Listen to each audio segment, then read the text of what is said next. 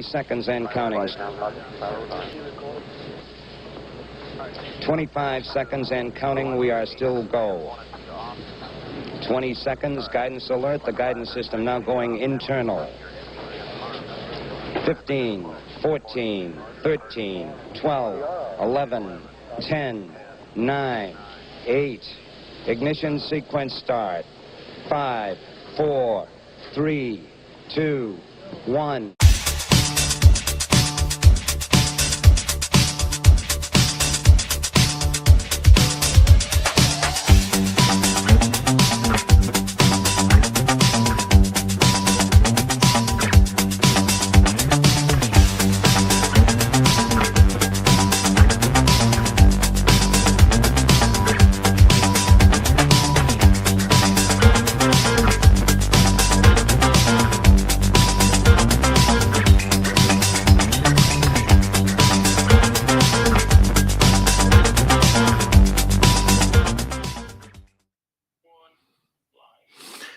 Good evening to my viewers in Europe and Africa. Good afternoon to my viewers in the Western Hemisphere. Good very early morning or maybe mid-morning to my viewers in the Pacific Rim, and welcome to the Angry Astronaut.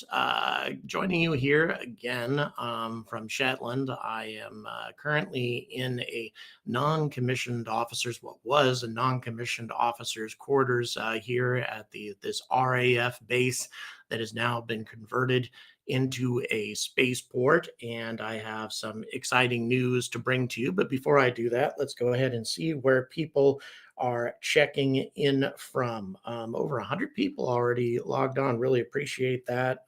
People are going to be listening to the bad news. Four Marks UK. Hello, John. Thank you very much for joining us. Upstate New York. We also have Ohio. Thanks very much for joining us, Brian. We, of course, have our producer in Yorkshire. We have Carl in Mulheim on Ruhr. And then we also have Rochester, New York, Birmingham, UK, Nottinghamshire, Lancashire, Stafford, England, Work UK, USA. Hello, Queensland, Australia, and Detroit, Wisconsin. We also have Roswell, New Mexico, North Wales, UK. Thank you very much for joining us. Sweden, thank you very much for joining us as well. So yeah, once again, people from all over the world. We also have tiny Ontario, another England, Manchester. Hello, Germany. Thank you very much for joining us. Hello, Madchester, as it is sometimes called. And once again, welcome. Thank you very much for checking in. So we also have a Georgia. Thanks, Robert. So first of all, the good news, tomorrow we are going to be broadcasting the Ariane 6 mission live, the very first launch of Ariane 6, and the first time that Arianespace has launched a new rocket, a brand new heavy lift rocket anyway, since the 1990s was when Ariane 5 first took flight. So this is a very, very, very big moment. Let's see. We also have Ireland joining us, Berlin. Hello, New York. Hello, England. Hello, Netherlands.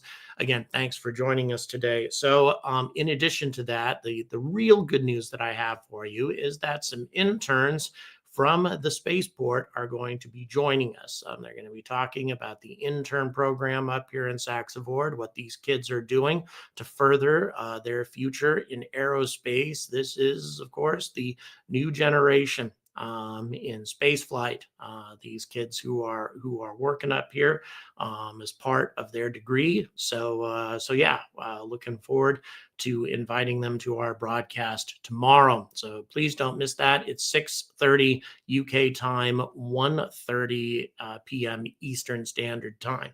All right. Now let's get on to the bad news. Now that we've talked about the good news, this is something that came out a few days ago, actually, but it hasn't received a whole lot of press for some reason. For some reason, every time that there's a delay in Artemis, usually it gets talked about. This one, for some reason, is not. John, thank you so much for the tenor. Get some haggis. I'm not even sure how much haggis they serve up here in Shetland.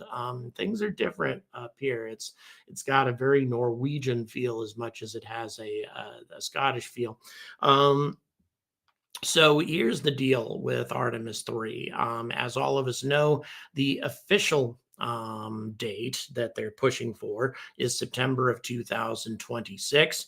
However, it's already being admitted that that most probably is not going to happen. Antonym, thank you so much for the $5. So here's the deal. The assessment came from a confirmation review, and I'm just quoting from this article written by Jeff Faust, by the way, for the Human Landing System Initial Capability Project, which is supporting the development of SpaceX's Starship lunar lander that will be used on Artemis 3. The confirmation review, known in agency parlance as the Key Decision Point, or KDPC, sets cost and schedule commitments for NASA projects. The confirmation review, which took place in December 2023. And once again, this news should not really come as a massive surprise to anybody. Set a schedule baseline of February of 2028 for that project. February 2028.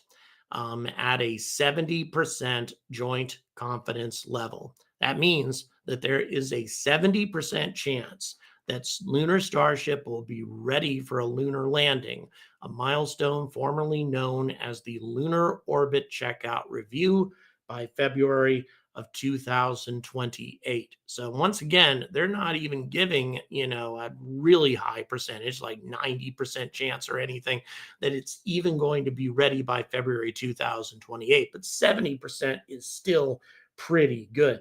But the date should be a disappointment to everybody, even though, as I've said before, it really should surprise nobody either.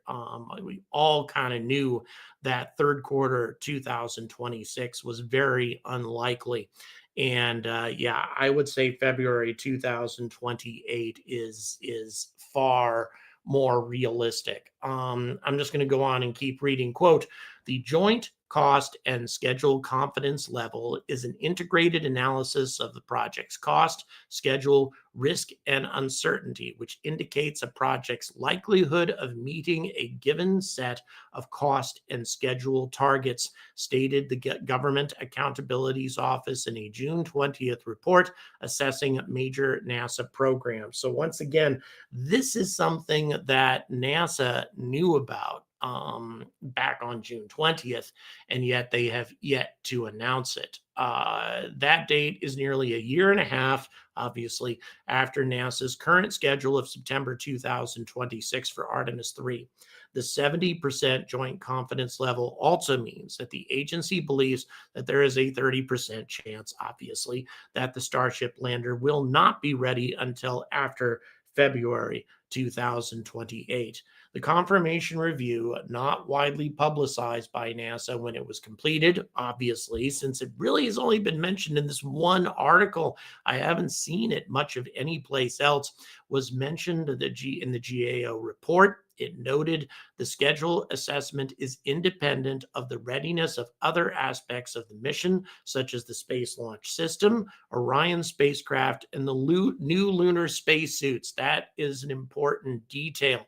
The February 2028 date does not seem to be dependent on Axiom getting the lunar spacesuits ready. And by the way, if in case you haven't heard, Collins Aerospace is pulled out of the spacesuit program. They obviously don't think that that's going to be a doable thing for them. So right now, Artemis is 100% dependent on Axiom for giving them those spacesuits in time. But again, it does appear that NASA has a pretty high level of confidence that Axiom is going to be ready. So once again, it's all about Lunar Starship. That seems to be what the issue is. And again, as I've said many, many, many times on this channel, this really shouldn't surprise much of anybody. To be clear, I think if Elon Musk was 100% in control of this, there's a decent chance that we would be making a try for a lunar landing with astronauts on board sooner than this, because NASA has a great many safety requirements that they're going to need, SpaceX to live up to before they're going to be comfortable with putting their astronauts on the surface of the moon. But once again, I'm not even sure if that would necessarily be the best idea to risk human lives just to get, a date that might be a year earlier. But again, this really shouldn't be a surprise to much of anybody, simply because of the complexity of Starship. I mean, it's an ambitious project, and I've been saying that for years now. It is a difficult project to complete. It is a fantastic project. It is a project that once it's ready, it's going to transform the future of spaceflight at every level. A lot of people really don't hear that every time I say it. I say put out a lot of stuff that's critical of Starship, or critical rather of a lot of the claims that are made about Starship. And I try to put things into a more realistic framework in my content. But in the midst of all of that, I always, always, always say, and I really believe that Starship will eventually work as promised, and Starship will eventually transform the future of spaceflight. It just may not happen as soon as we think it will. Now, the article continues. In a statement to Space News, NASA confirmed the dates mentioned in the GAO report, while reiterating that Artemis 3 remains on schedule for September 2026. Okay, what? You say the dates are correct, but at the same time, we're on schedule for September 2026. Okay, so if there's a 70% chance that you're going to be ready by February of 2028, then how the hell are you on schedule for a year and a half earlier than that? But anyway, the GAO's report cost and schedule baseline figures are accurate, risk-informed estimates at the 70% joint confidence level. The agency use of a 70% JCL to inform baseline estimates is a conservative approach that assumes broad risk realization. Papsu, thank you so much for your support. I really appreciate it. Imagine if NASA's budget doubled or tripled. Yeah, if NASA was getting the support that they used to during the 60s and early 70s, it would indeed change everything. If China takes over the moon, how feasible would it be for private space stations from U.S. companies to counter that fact? It depends on how aggressively they protect their interests on the moon. And what they're willing to do that. So in any event, yeah, that's all very interesting. Mike, as far as the booster blowing up, I haven't heard an official statement from SpaceX yet about exactly what happened with that, or even an admission that that it exploded at all, or that it was planned to be blown up with FTS, flight termination system. It's unusual, and I'm going to die on that hill. It's unusual for SpaceX to not show every moment of a flight, including the moment when a rocket blows up. That's really strange that they didn't do it. And I continue to maintain that I think there's a possibility that the booster was on fire before it exploded. We saw that big gout of flame gushing from underneath it. And by the way, I could be wrong. I would love it if somebody would prove me wrong, if they just show me and show all of us the entire clip and show us exactly what happened to that booster. Show us, show the thing toppling over and blowing up, showing something that looks like the FTS going off, something along those lines, and show us that it wasn't on fire at the time, because I'm not convinced. And I'm not going to be until that clip is actually released, which I really hope it is. I think that we, as the taxpayers who have paid, contributed billions of dollars to this project, deserve to know. Simple as that. So, and like I say, I'm going to die on that hill. All right. That having been said, NASA continues to have confidence in SpaceX as a provider to help in the Artemis 3 mission, the statement. By the way, as I said before, I continue to have confidence in SpaceX too. to get us to the moon. The thing of it is, though, is it would have been nice if NASA had embraced a simpler HLS system for putting us on the moon in case there was a delay with Starship. Instead, their second option ended up being that garbage Blue Origin thing, which may turn out to be the best lunar lander in history eventually. But there's no way that that thing's going to be ready any earlier than 2030. So it would have been nice for NASA to have greenlit something that was more straightforward, more simple, and something that could have put astronauts on the moon, the first couple of times before Starship was 100% ready, at least to have a competition between the two. And it's something that they weren't able to do. So in any event, okay, so the KDPC also set a cost of $4.9 billion for HLS initial capability at the same 70% joint confidence level. That includes the $2.9 billion fixed price contract to SpaceX, awards to SpaceX, Blue Origin, and Dynetics in the earlier phase of the project, and the NASA Project Office costs. So yeah, that's and at the 70% joint confidence level, that's interesting. So they're actually saying that there's a possibility that the cost could go over that, even though this is a fixed price contract.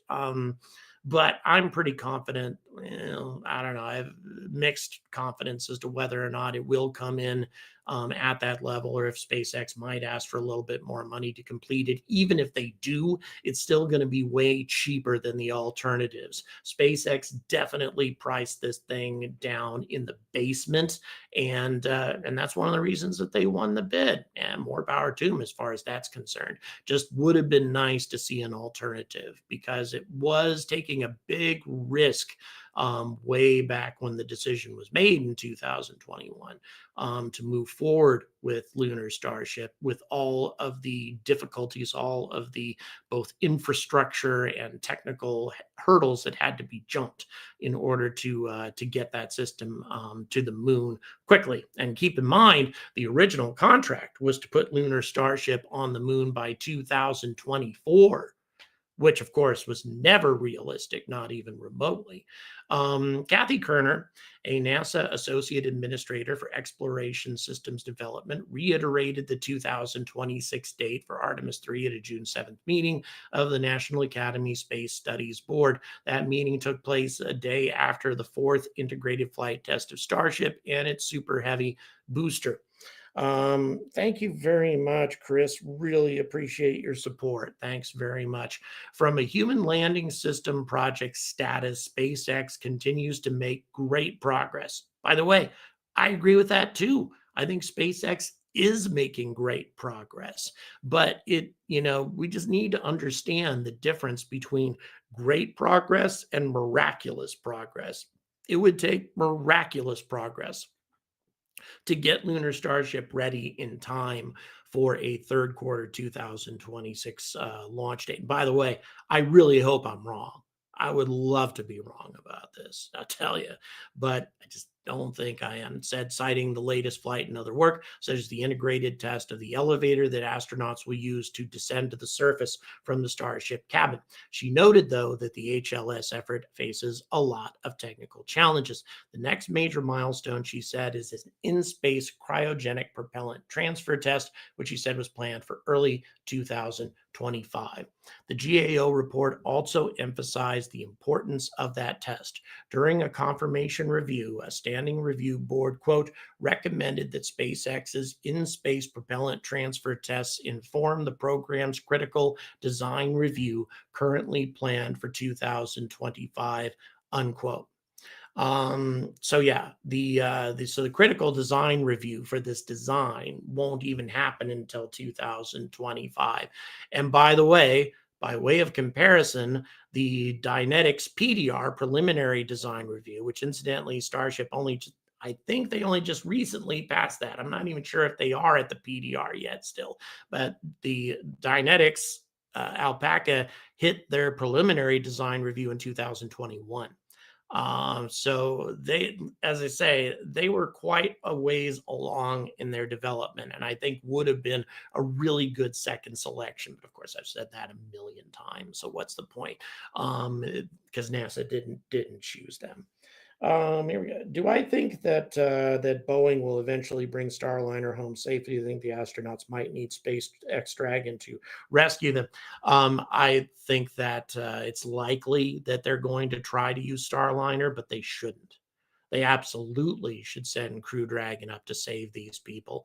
Starliner is an unreliable piece of garbage. It with all the opportunities that Boeing has had to make that thing function perfectly and flawlessly, especially if we're talking about the thrusters, for God's sake. The thrusters were having problems 2 years ago, and now they're having problems again. And all these helium leaks and other things that I think it's way too risky for to put human beings on that thing and sending them back through the atmosphere. That's just an unwarranted gamble at this point. Boeing has had their chance over and over and over again to make a reliable spacecraft, and they simply have not. And by the way, another point I like to make right now about Boeing is at this stage, a company that has now been convicted of criminal negligence and is having to pay about $500 million in $500 million in fees and penalties. They are now going to still be the company responsible for the most important part of the Artemis mission, which remains the SLS rocket, the rocket that's going to carry the astronauts all the way to lunar orbit. Starship is only going to handle a small percentage of this mission, and that is, of course, the journey from the lunar gateway down to the lunar surface and back. That's all that Starship is responsible for. Boeing is going to have the reins on the entire rest of the project, except, of course, for the Orion part, which is Lockheed Martin. But still, Boeing holds way too much power over this operation right now for a company that has now been convicted of criminal negligence. And if they had not pled guilty, a number of them probably would be going to prison right now. And the fact that nobody is going to prison as a result of what Boeing has done, that also indicates how little justice there is in this world. You guys think I'm tough on SpaceX? Boeing, that's just nothing short of a greedy criminal organization that somehow still manages to secure these massive contracts with the U.S. military and NASA. It's absurd. And, they just don't even remotely deserve it. They need to take a lot of time getting their ship in order before they get granted another contract. Of course, we all know that that's not what's going to happen. They'll go ahead and take their slap on the wrist. They'll pay a few $100 million in penalties, and then we'll move on as if nothing happened. It's really revolting. And again, just an indication of how things work in the world, and it's just ugly. It really is. And that's as I say, that's probably the biggest injustice that we have right now in aerospace is what's happening with Boeing. The only people at Boeing doing exceptional work are the team that have silencing whistleblowers. Yeah, that's definitely the case. Now's a good time to publicly state I will not commit suicide. Yeah, I don't think Boeing regards me as being a big enough thorn in their side to rub me out. I have a feeling that they've got a lot bigger fish to fry. But I appreciate your concern. Thank you very much. So yeah, that's the news as far as that's concerned. Some of you may be wondering, though, why is this the case? I mean, what is it about Starship that's going to make things this difficult? Well, again, we kind of need to reiterate everything that's all the technical hurdles that Starship still needs to master. I mean, we have yet to do a single orbital refueling test, and that's not going to happen until sometime next year. And then it's going to be one test. And will it go perfectly on the first try? I kind of doubt it. I kind of doubt that Starship will be able to carry out a successful refueling perfectly on the first attempt. Handling supercooled liquids is always a difficult thing to do here on Earth, where you have technicians and people with hands-on experience doing the refueling. Instead, doing it in automated fashion in orbit, that's going to be very difficult indeed. And not only do they need to successfully complete the test and get it to where they can handle it practically once, then they need to do it 10 times in a row. Oh, save these for a trip to Andoya. Yes, indeed, Saturn Man. I really want to go to Andoya, actually. For those of you who don't know, Andoya is Norway's spaceport. They have some big customers coming in to launch from there. They've been launching sounding rockets out of Andoya for a very long time, for over half a century.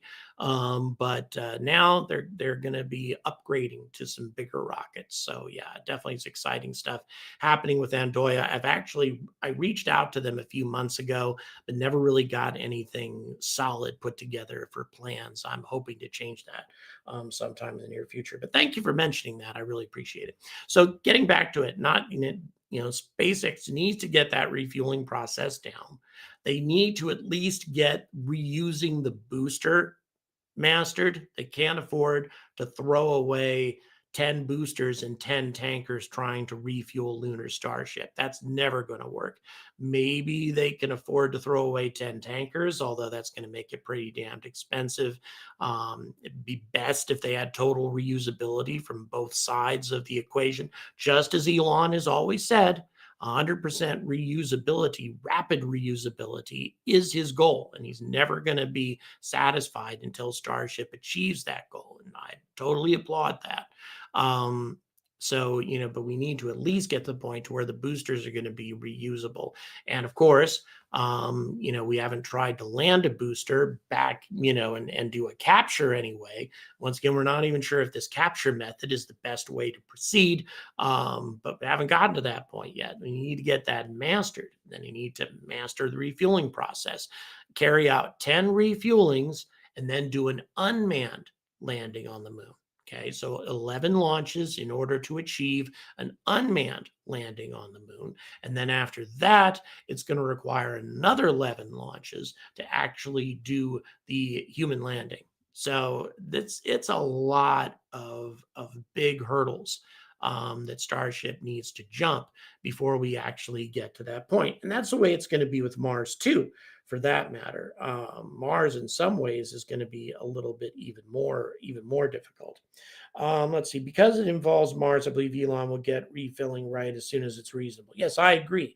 Probably will wait until version 2 because these are the prototypes and small. Yeah, that is another hurdle, is the fact that the starships that we're seeing right now are not going to be the starships that are going to handle a lunar mission. We're going to need version 2 with the Raptor 3 engines, which they've been tested extensively, but have not been used yet. They're not certified yet, and Raptor 3s are not yet certified. But all that's going to be necessary before you can really do a 100-ton refueling mission in orbit. So we need to get to that point as well. And the long and the short of it is, it's just a lot of hurdles to jump in a very short amount of time, third quarter 2026, just a little over 2 years from now. Ain't going to happen, and I hope I'm wrong, but it ain't going to happen. So yes, I think the February 2028 date is a lot more realistic, even though I really hate to even say that. I hate to say that that's the reality, that we're going to have to wait another nearly 4 years before we're going to see human beings walk on the moon again. That's just beyond frustrating. So once again, I've said this a number of times, but I'll say it again. Here's what I encourage NASA to do with Artemis 3. Don't do this orbital mission thing. Don't do that. It's just doesn't make a whole lot of sense. Sure, it's a great idea to have astronauts, figure out how to maneuver with Starship, pilot it a bit, that sort of thing. That's not a bad idea, but you don't need to make Artemis 3 into that orbital mission. Instead, what you can do, put astronauts on a Crew Dragon, shoot them up into orbit, have them rendezvous with Starship, and then maneuver around with it rather than docking with an Orion. Using an Orion for a simple orbital mission, even though, yes, that's what we did with Apollo, I think it's a wasted mission. Especially, it's a waste of a very super expensive SLS. I don't see the point of doing that at all. Instead, what needs to be done is we need to get the Lunar Gateway deployed in orbit. Once we have a space station in lunar orbit, then landing on the moon becomes a bit less critical to the longevity, to the survivability of Artemis. Let me explain why. Once we have astronauts actually on a space station orbiting the moon for weeks at a time, that's going to be something we have never done before. That's going to be a huge accomplishment in itself. And that is also going to allow us to do a wide variety of things that we were already planning to do with the Moon to Mars initiative. Those astronauts on the space station will be able to carry out a lot of the different experiments, radiation, shielding, and other things that simulate the sorts of things that they are likely to experience on an Earth to Mars mission. And so, why not just get going on that on the Lunar Gateway while we're waiting for Lunar Starship? And also, once the space station is in place, once it's orbiting the moon, and once we have astronauts actually on the space station, I'll tell you, it's going to be a lot more difficult for Congress to shut the whole thing down. It's easy to say, you know what, this is taking too long to get people on the moon. Everybody's, disappointed about the program. Let's just, punt, back up, punt, and try something else sometime in the future. It's a lot more difficult to say, well, we have the space station here, but let's just go ahead and abandon it in lunar orbit. And maybe we'll go back someday and cancel the program. I don't think anybody would want to do that. It would be a lot more difficult, a lot more challenging to make a decision like that. So NASA, I hope somebody at NASA is listening. I really hope that NASA pushes forward with that decision while we wait for Starship, deploy Lunar Gateway, and let's get astronauts to the moon. Maybe not on the surface of the moon, but still carrying out a lot of important work orbiting the moon in a way that astronauts never have before. Thank you very much for watching. Really appreciate everybody tuning in today. Make sure to tune in tomorrow for my coverage of the Ariane 6 launch at 1:30 p.m. Eastern Standard Time, 6:30 UK time. Go ahead, please, producer.